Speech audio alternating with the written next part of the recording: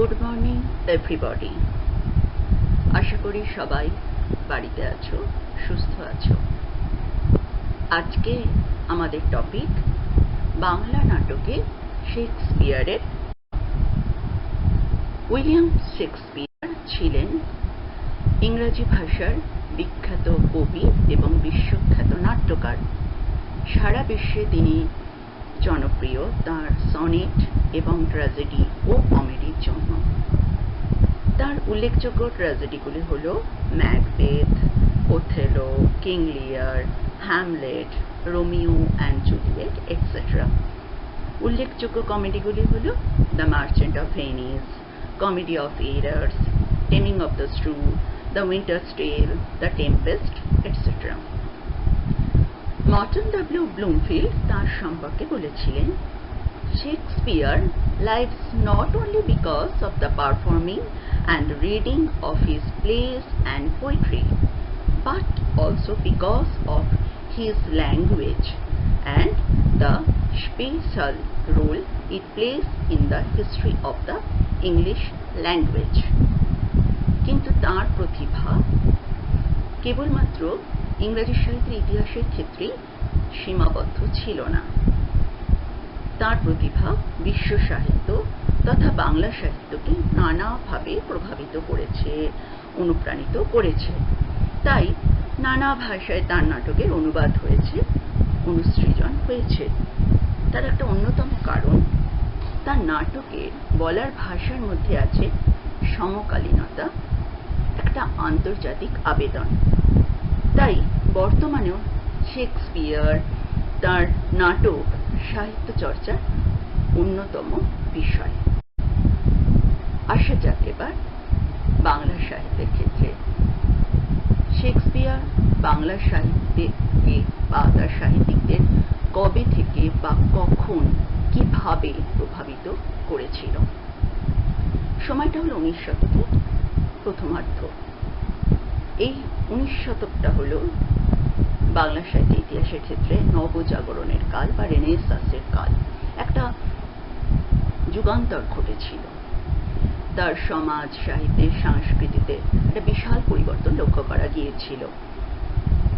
বাঙালিরা, বাংলা সাহিত্যিকরা, শিক্ষিতরা তারা প্রাচ্যের সঙ্গে পাশ্চাত্য শিক্ষা চর্চা শুরু করেছিল। আমরা পেয়েছিলাম গদ্য সাহিত্য, প্রবন্ধ, গল্প, নাটক, উপন্যাস, ছোট গল্প। তা এই পাশ্চাত্য শিক্ষা চর্চারই একটা অঙ্গ ছিল শেক্সপিয়ার চর্চা। এই চর্চার প্রধানত 3টি ধারা দেখা যায়। প্রথমত অনুবাদ ও বাংলা নাটকে শেক্সপিয়ারের প্রভাব, দ্বিতীয়ত মঞ্চাভিনয়, তৃতীয়ত সনেট কবিতা পাঠ। এই প্রসঙ্গে স্বাভাবিকভাবেই চলে আসে ঈশ্বরচন্দ্র বিদ্যাসাগরের নাম, যাকে আমরা বাংলা গদ্যের যথার্থ শিল্পী বলে আখ্যা করে থাকি। তিনি শেক্সপিয়ারের কমেডি অফ এরার্সের গদ্যানুবাদ করে বাংলায় রচনা করলেন ভ্রান্তি বিলাস।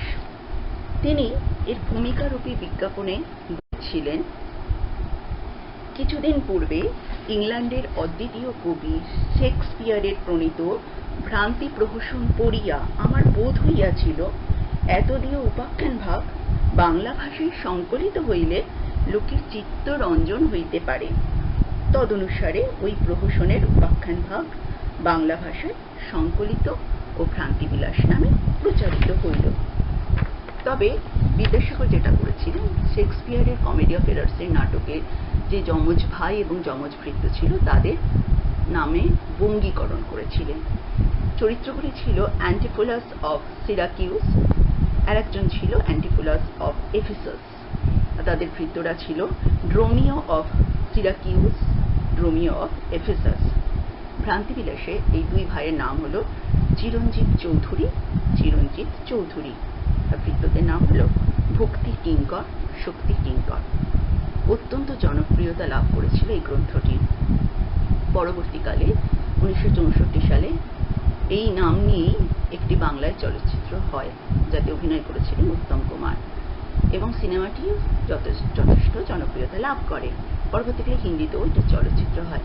অর্থাৎ একটা জিনিস দেখা গেল যে কমেডি অফ এরার্স ছিল মূল গ্রন্থ, তার থেকে বাংলায় অনুবাদ হলো ভ্রান্তি বিলাস, তার আর একটা রূপান্তরিত হলো, সেটা চলচ্চিত্র মাধ্যমে নাটকও হয়েছিল। অর্থাৎ শেক্সপিয়ার এইভাবে প্রভাবিত করেছিলেন এই চর্চা কেন্দ্রটিকে। ঈশ্বরচন্দ্র বিদ্যাসাগর ছাড়া আরও যাদেরকে আমরা পেয়েছিলাম বাংলা সাহিত্যের ক্ষেত্রে, তারা হলেন নবীনচন্দ্র সেন, হেমচন্দ্র বন্দ্যোপাধ্যায়, বঙ্কিমচন্দ্র চট্টোপাধ্যায়, রবীন্দ্রনাথ ঠাকুর, মাইকেল মধুসূদন দত্ত, যাদের সাহিত্য চর্চাকে শেক্সপিয়ার নানাভাবে প্রভাবিত করেছেন। তারা অনুবাদ করেছেন, অনুসৃজন করেছেন, রিক্রিয়েশন করেছেন।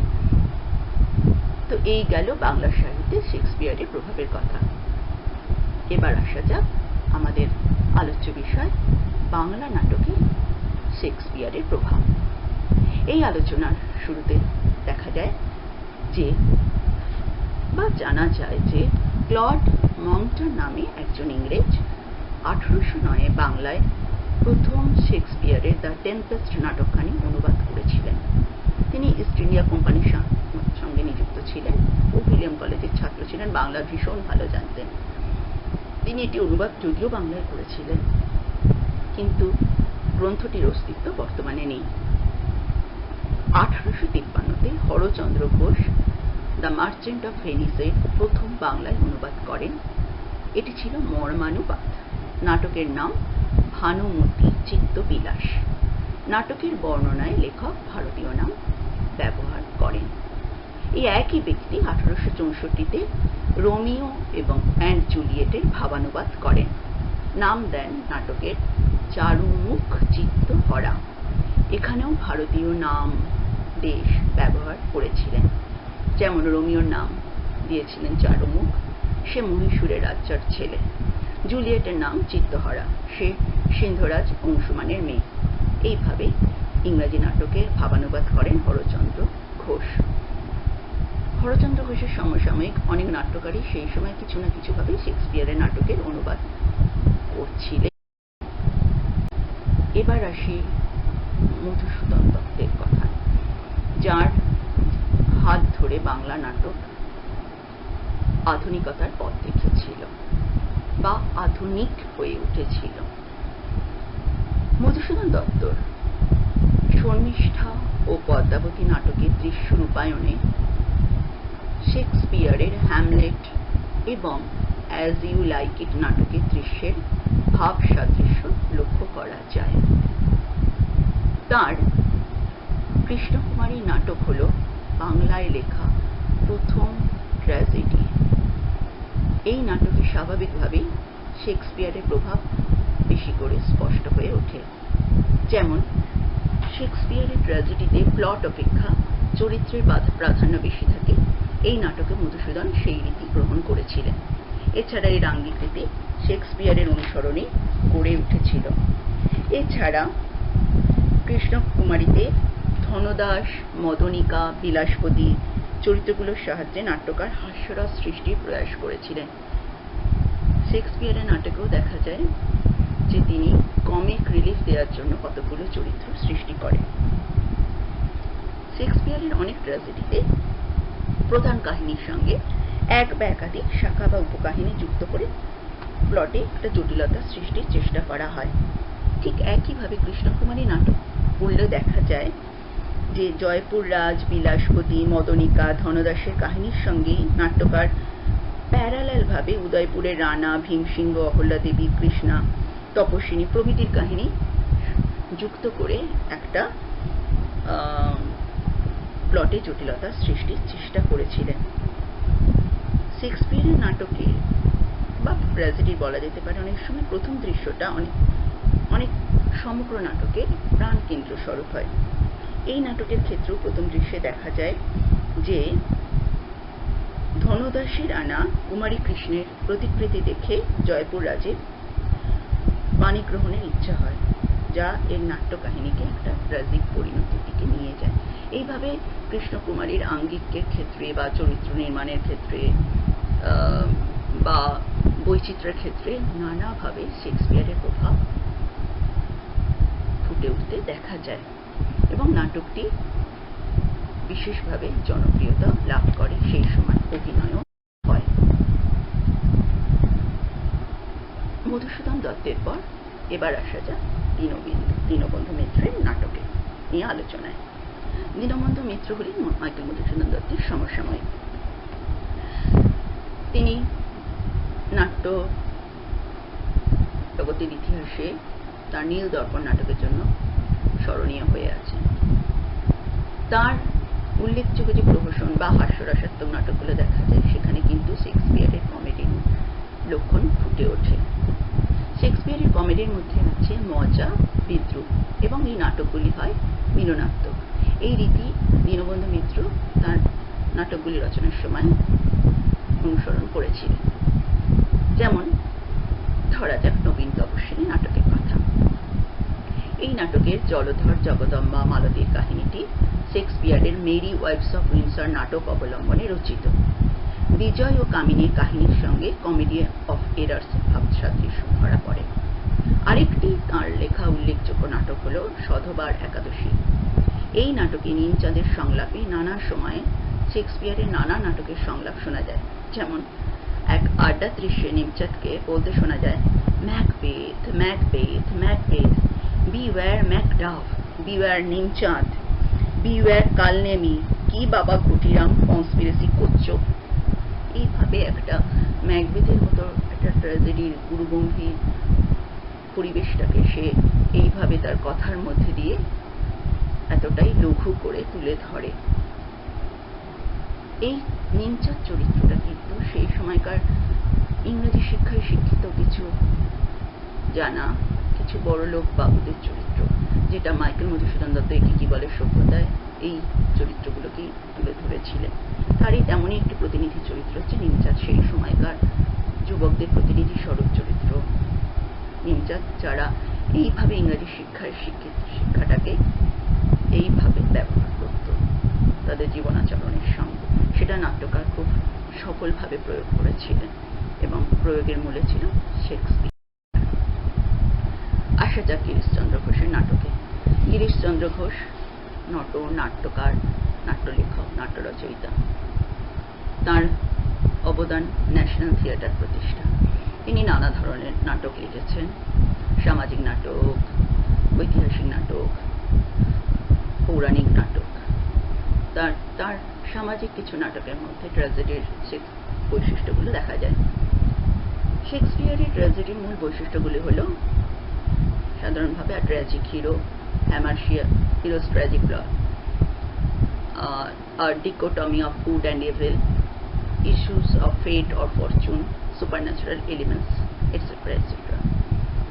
গিরিশচন্দ্র ঘোষ তার নাটকে শেক্সপিয়ারের ট্র্যাজেডি নাটকের আঙ্গিক ব্যবহার করেছিলেন, পাশাপাশি প্রাচ্যরীতি অনুসরণ করেছিলেন। তার প্রফুল্ল নাটকখানি ট্র্যাজেডি শ্রেণীর অন্তর্গত। এই নাট্য নির্মাণে নাট্যকার শেক্সপিয়রীয় ট্র্যাজিক রীতি অনুসরণ করেছেন।